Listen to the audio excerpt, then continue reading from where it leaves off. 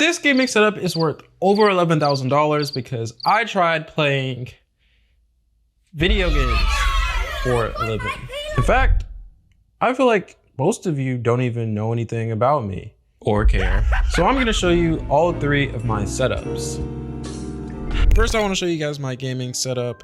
And to be more exact, it's worth a little less than $12,000. I've been upgrading it for way over 5 years, but I feel like it's pretty much where I want it to be in terms of appearance and performance. It's Christmas themed right now. That's a first for me. So sorry in advance to anyone watching after Christmas, but also I'm not sorry because this is definitely the best it's ever looked. I got an NZXT PC back in late 2021. And it was not a Player One PC.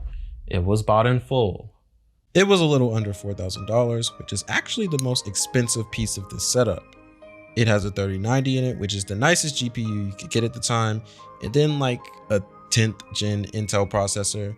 All the specs for it will be in the description, but yeah, it still runs games perfectly today. Well, at least I think. I run every game on low settings for the most part, and I also barely play games now unless it's for an actual YouTube video, but I never have any complaints about it. Next up are the monitors. The middle one is the first ever Alienware 240Hz TN monitor, and my main monitor is an ASUS 280Hz IPS monitor. I still love the Alienware monitor. I bought it for $500 years ago, but TN panels have really dull colors, so that's the only reason I don't game on it. The ASUS 280Hz is my main monitor though, and I actually recommend it since it costs less. It probably costs even less now because I did buy it a few years ago for like $350, I believe. I really want to explain this mixer because besides it just looking cool, it's actually really important. To keep it simple, there's 4 different volume sliders for my mic, music, Discord, and game audio.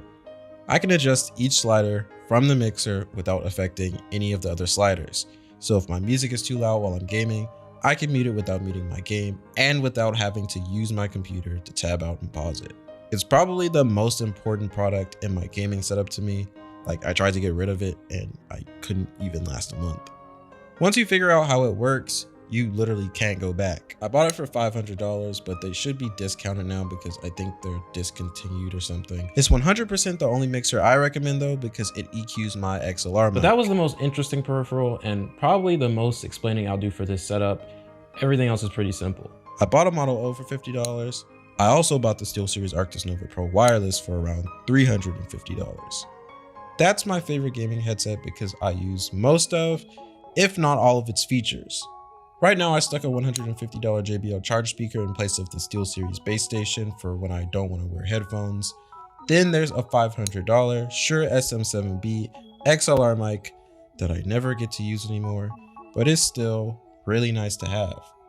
And lastly, I have a Mode Tempo keyboard that also goes for $500.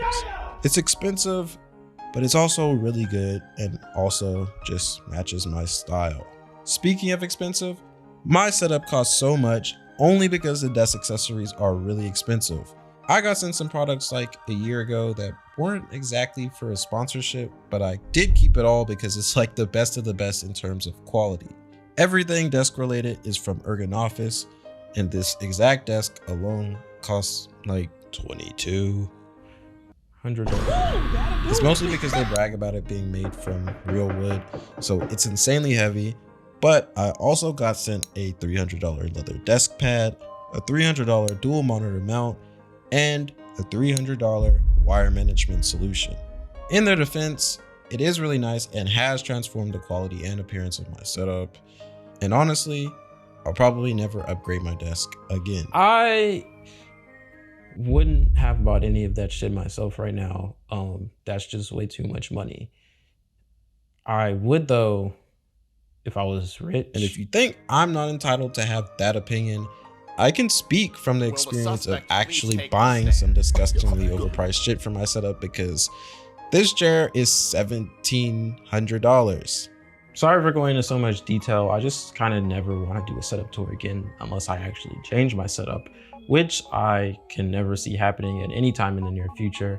But the last few products of my setup are from Elgato. There's a $180 key light that just fits the aesthetic because it looks good, but also I never stream. a $50 light strip pro behind my desk, which was surprisingly nice because it's magnetic and also because I didn't have any color behind my setup for years. And the last product is another one of my favorite products, which is the $180 low profile mic arm pro. It just looks nice.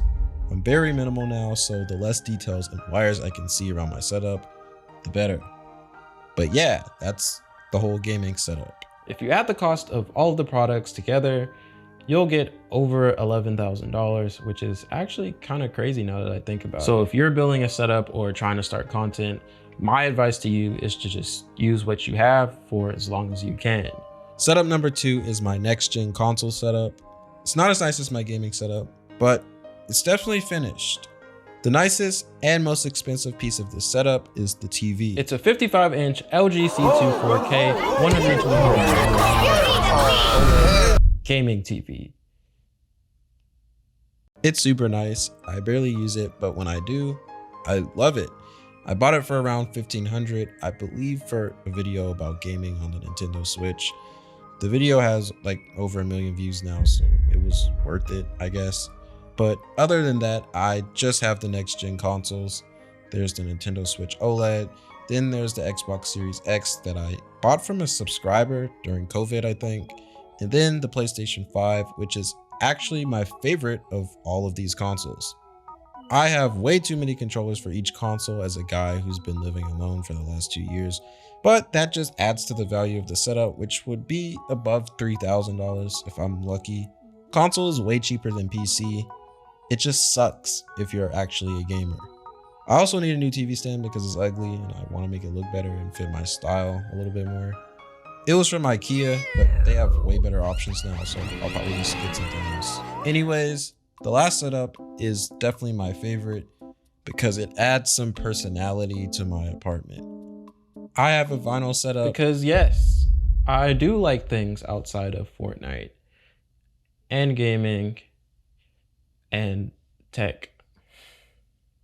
The vinyl setup bundle cost me $850, and almost every vinyl is new and costs like $40 each.